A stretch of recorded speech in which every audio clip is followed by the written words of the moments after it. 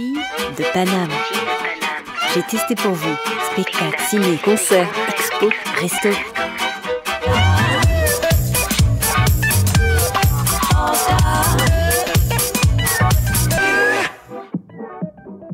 Là, je suis avec Lionel, donc Lionel Cicilio qui sort de son seul en scène, qui est Voyage. Vas-y, je te présente le Voyage dans les mémoires d'un fou.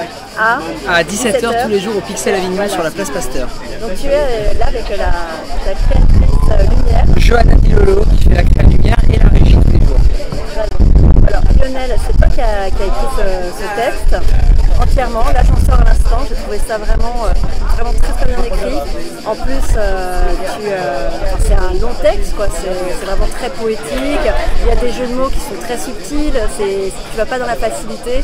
Enfin, vraiment, je me demande comment ça t'est venu. Il y a forcément des éléments biographiques, enfin autobiographiques. On doit souvent te poser la question, j'imagine. Ouais, il y a certaines inspirations qui sont personnelles, évidemment. Après, ce qui m'intéressait, c'était de faire un texte, ou en tout cas un spectacle qui parle à tout le monde. Donc j'ai cherché dans chacun des trucs qui sont à moi l'universalité du propos, quoi. L'idée, c'était pas de parler ni de la maladie, ni de la mort, ni de la souffrance, ni de l'exclusion, ni de la différence. C'était de parler de tout dans une forme d'absolu pour parler justement du droit à la différence. Je parle du droit à l'ennui, je parle du mec qui est malade, donc ça lui confère une différence par rapport aux autres. Mais voilà, ce qui m'intéressait dans le spectacle, c'était globalement le droit à la différence. Et du coup, au final, j'espère que tout le monde s'y retrouve. Il y a celui qui est malade, mais il y a celui qui est petit, il y a celui qui est trop grand, il y a celui qui est trop gros, pour la normalité du monde, quoi. Je crois que le spectacle, il tient dans cette phrase à un moment donné que je dis, où je dis j'avais autant de rejet pour ceux qui acceptaient de croire en l'existence d'une normalité que pour ceux qui se la laissaient dicter, quoi. C'est vraiment ça qui m'a animé quand j'ai écrit le spectacle. Ouais, super. C'est bien que tu aies résumé parce que c'est vrai qu'on aurait dû commencer par là. et donc, oui, voilà, c'est ça.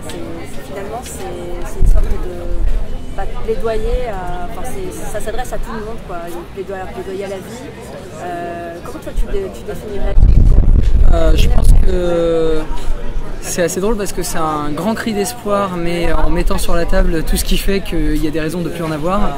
Et c'est en même temps un grand spectacle d'humour avec, en mettant sur la table tout ce qu'il y a de poésie et parfois même de noirceur dans le personnage. Donc c'est un truc toujours à mi-chemin entre la dualité de ce qu'on est en fait dans la vie, quoi. On n'est jamais ni tout noir ni tout blanc. Et du coup on est un peu des deux. Et c'est ça, ce spectacle. C'est vrai qu'il ne faut pas oublier le côté humour en effet, parce qu'il y en a beaucoup. Il y a des personnages vraiment très bien tenus, très drôles. Est-ce que tu aurais ces personnages que tu as côtoyés, que tu as rencontrés en tout cas, il y a une inspiration certaine? Ouais, c'est... nous semble plus que réel, quoi. C'est des mix de personnages que j'ai connus et ensuite tu fais un hachis parmentier en prenant le pire de chacun pour donner un gros cliché, quoi. Mais la prof, on l'a tous connue, celle-là, de notre scolarité. Le prêtre, moi je l'ai connu, je vois très bien qui il est. J'ai moi-même été obligé d'aller à la messe quand j'étais jeune et j'en garde pas que des mauvais souvenirs d'ailleurs, parce qu'après j'ai appris à m'en départir, mais c'est ce que dit le personnage, quoi. C'est des moments où je rêvais, où je m'ennuyais, où je remettais en question ce qu'on me disait, donc c'est pas que des mauvais souvenirs, mais en tout cas du coup j'ai pris tout ce qu'il y avait de cliché chez tout le monde pour essayer d'en faire des personnages bien caricaturaux qui du coup me permettaient d'être une patte bien malléable pour faire dire ce que je voulais, quoi.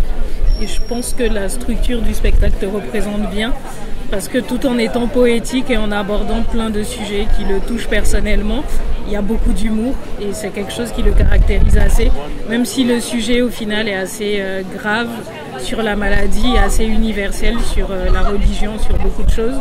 Il y a ce côté effectivement très comique qui fait qu'on a de grosses respirations dans le spectacle et qui représente Lionel assez justement. Je trouve que c'est un spectacle qui lui ressemble.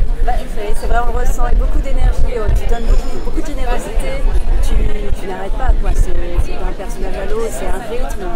Ça va, t'es pas trop épuisé là, on t'en sort à l'instant? Ça va, en fait, c'est à mi-chemin entre un épuisement et une euphorie, donc tu sais pas trop où tu te situes et c'est souvent une heure après que ça retombe, quoi. Mais bon, c'est un tel bonheur, là la salle était pleine, les gens t'attendent à la sortie, enfin je veux dire, t'as pas le temps d'être fatigué, quoi. J'ai un ami qui s'appelle Gérard de Salle qui dit toujours on n'a pas le temps d'être heureux, c'est un peu ça, quoi, on verra après. Donc là demain c'est relâche, je vais tomber. Surtout que c'était complet, on précise. Ouais, c'était complet, ouais, c'était bien complet là.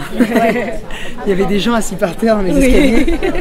Donc oui, écris toi-même, mise en scène toi-même, les lumières, donc c'est toi, comment vous avez travaillé tu as dit un peu.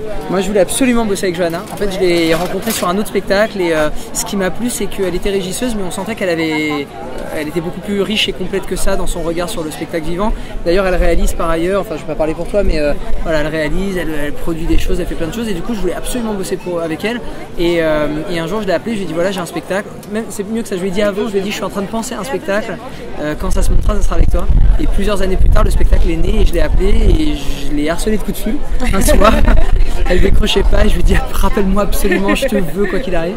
Et on a fait un filage, elle a assisté au filage et à la fin je lui ai dit voilà, dors là-dessus, dis-moi si tu bosses avec moi. Et puis après elle m'a dit oui.